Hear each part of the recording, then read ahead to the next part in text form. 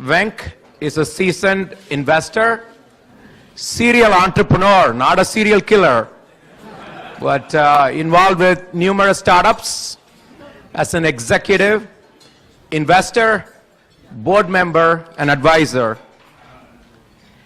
And very particularly, Venk came to fame last year when he played a key and pivotal role when Prime Minister Modi made a historic visit to Silicon Valley for the first time last year, paving way for Startup India initiatives.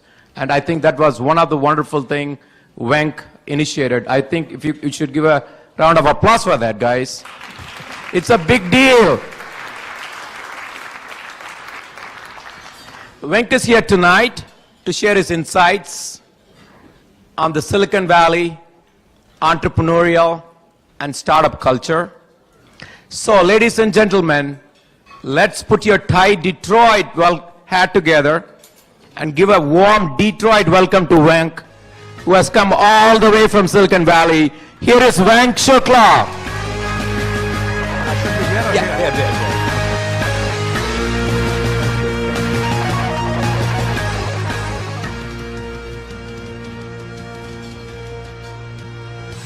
Thanks, Tel. Can you guys hear me? Okay. So, Tel, thanks a lot. Thanks for that wonderful, introduction. I thought that I'll take some time to give you, some kind of a philosophical, foundation of TiE, and talk about what TiE does in general. All of you, I think, know a little bit about it anyway, but I thought I'll give you some historical, philosophical foundation of that, and then we'll talk about other things. So TiE was started about 24 years ago, and it started, with really three foundational principles. Number one was that wealth creation is a noble activity, and given the founders were mostly from India at that time, it was an important statement to make. They came from, India was a socialist country at that time, and people who created wealth were looked down upon. So it was an important statement to make, that wealth creation is a noble activity. It solves a lot of problems in the world. The second foundational principle was that the best way to create wealth is through entrepreneurship. Big companies do not create jobs. In US, in last 10 years, the big companies have been net destroyer of jobs. Every big company you look at is leaner today than it was 10, 15 years ago. Governments do not create jobs. Governments create the underlying enabling sort of environment, but they themselves do not create jobs or should not be creating jobs in the government. So that really leaves all this job creation and stuff to small entities. 70% of the jobs get created by entities that are less than 5-year-old and by entities that have less than 20 employees. So entrepreneurship is very, very important from that standpoint. So these two principles are pretty universal now. Any country you go to, any university, any county, any state government, they all talk about these two principles now. That entrepreneurship, wealth creation through entrepreneurship, job creation through entrepreneurship. What distinguishes TiE really is the third principle, which no one else has been able to replicate, even though it's been around for 24 years. And the third principle is that the best way to foster entrepreneurship is for those who have been successful to help those who want to be successful. It's a very simple statement, but very, very difficult to accomplish. No other organization, everyone knows about success of TiE, and lot of organizations have tried, and not one has succeeded. It has not succeeded is because it's very, very hard to get the billionaires and the CEOs of big companies and the most successful VCs to give their time, half an hour, for the benefit of someone that they've never met and they're never going to meet again in life. And that kind of every charter member who's part of TiE, shares that value. just by becoming a charter member of TiE, they share that value that they have to give time for the benefit of those who want to be successful. And that's why what TiE does is unique in the world. There's no other organization like TiE. So what does it do? I mean, I think all chapters, you see, there are 60 chapters, 17 countries. We just opened a chapter in Mexico. So all chapters do some combination of activities. The most important one is to inspire people to become entrepreneurs. And that, that happens by getting people who have been successful to come and talk about their life story. Nothing succeeds like success. When people look at someone, describe their story, and they figure out that he or she was just like them 4 or 5 years ago, that inspires people to do things, that think that it's possible. So all chapters have some combination of my story, which is how do you inspire people to become entrepreneurs. All chapters have some version of TiE Institute, which is how do I do this? How do I raise money? How do I negotiate a term sheet? How do I find a co-founder? How do I do this? How do I do that? Bigger chapters, as they have more resources to do it more often, but all chapters do these things. And then mentoring. This is a very, very important sort of foundation you see of what TiE does. And lately, see, we have started programs to invest in startups through TiE Angels programs or through individual charter members. And finally, in Silicon Valley, we started this thing called CIO Forum, where we invite big potential customers and expose our startups to them, those startups that have already been successful. So the whole idea is that we look at holistically at the entire life cycle of entrepreneurship, and we try to find programs and volunteers that would assist in that journey. The other thing that we do is, everywhere in the world, people want to promote entrepreneurship, every government in the world. And a lot of them have no clue. So they come and they talk to us. They find out that we are the only non-profit with deep roots into Silicon Valley and all the other centers of innovation. And they come and they reach out to us. We help them, you see, as much as in terms of crafting helping them craft their entrepreneurship, innovation, startup kind of policies. And of course, from India also, there are lots of state governments. This is an old slide. Since then, 2 or 3 other state governments have come from India. And as Tel mentioned, last September, the Prime Minister of India himself came.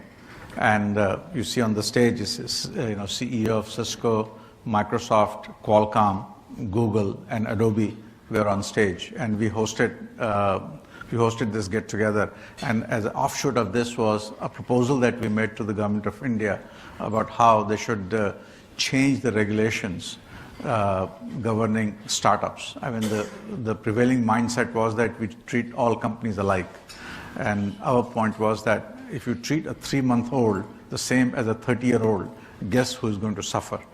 And I think to the credit of this government, for the first time in 70 years, there's a government in India that recognizes that job creation,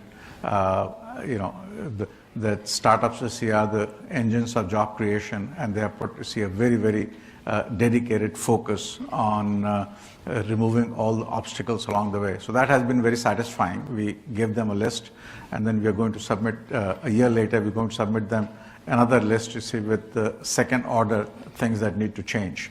So it's been a very satisfying experience from that standpoint.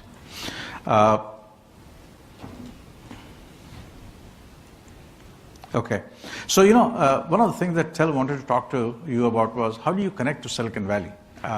Silicon Valley, in terms of innovation, in terms of funding, in terms of market expansion, all of those kind of things. And there are a number of different ways.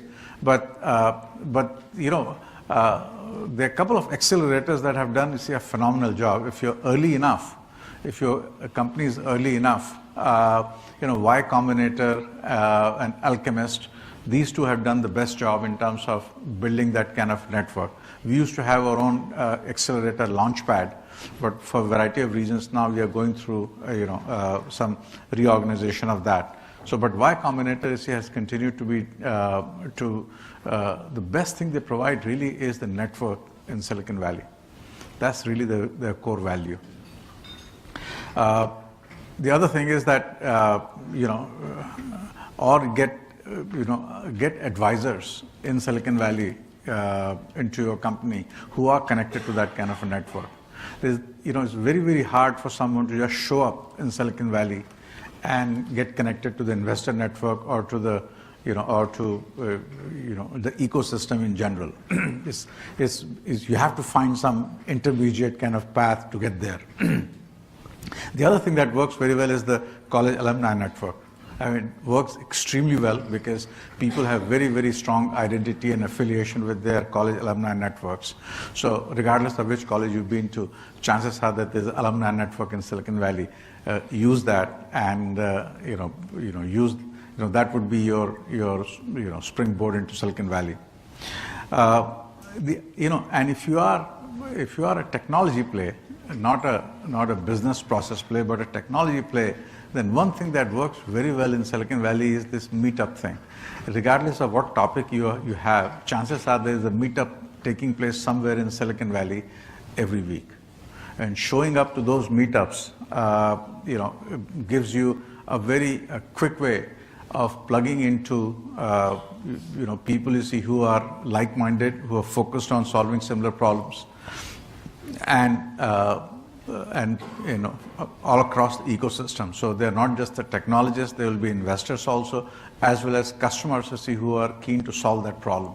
And those ones I say have been very, very effective. I invested in one company, and their only method of generating leads is they host meetups in their office, and they host meetups every month. They find some topic that would be of interest to the community, and every single customer they have has come through meetups. So that's something easy to think about. In general, there is no, if you want to be connected to Silicon Valley, you have no shortcut except to spend time in Silicon Valley through all of these kind of things. And I think we'll have a conversation, so if we can get into more details to see about some of these things. TiE is a global network, and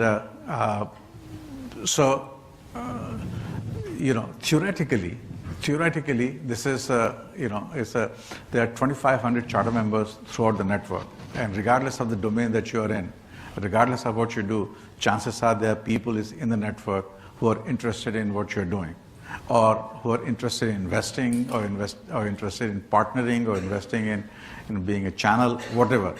It's not easy to figure out who that is, and we're trying to solve that problem. It's sort of embarrassing to say that TiE, roots in Silicon Valley and tech and stuff, we have not solved that problem. We have tried a number of times, and none of them really have worked. So we are trying, we'll have a third attempt at that, some kind of a mobile app, which will, you state what kind of a, what geography and what domain you're interested in, and the names of all the charter members will pop up. And that alone is not enough. I think you need some additional information, some way of communicating, and that, that's a work in process. But till that time that happens, I think, another shortcut would be to identify some charter members in your chapter who could potentially be your sponsors, because they will have a better understanding of which chapter in the network tend to develop expertise in your domain. And it will be, depending on the domain, it will be a different one. So if it's healthcare, chances are that the Boston and Silicon Valley and San Diego would be the ones that would be most relevant, and so on and so forth. And another way to raise visibility is that just as you have a TiE 20 program here, it's probably modeled on the TiE 50 program that Silicon Valley has been running for the last 8 years. And it's a global program. TiE Silicon Valley runs it. They pick 50 best startups from all over the world, and they give them the recognition and awards and stuff. And it raises visibility significantly. 3 of those companies have gone on to become $1 billion exits. and about 70% of them have successfully raised VC rounds. So it's a pretty good platform. And other thing is that we are very seriously discussing interest-wise special interest groups. So fintech across the globe, a network with some ways for you to connect, and similarly for digital healthcare, we're talking about it. So some of those things are work in process. It'll take some while, but the best way to, it's a huge network, and chances are that if you invest time in it, that you will be connected to the right people in the right geographies, for the right purpose. It's not easy though.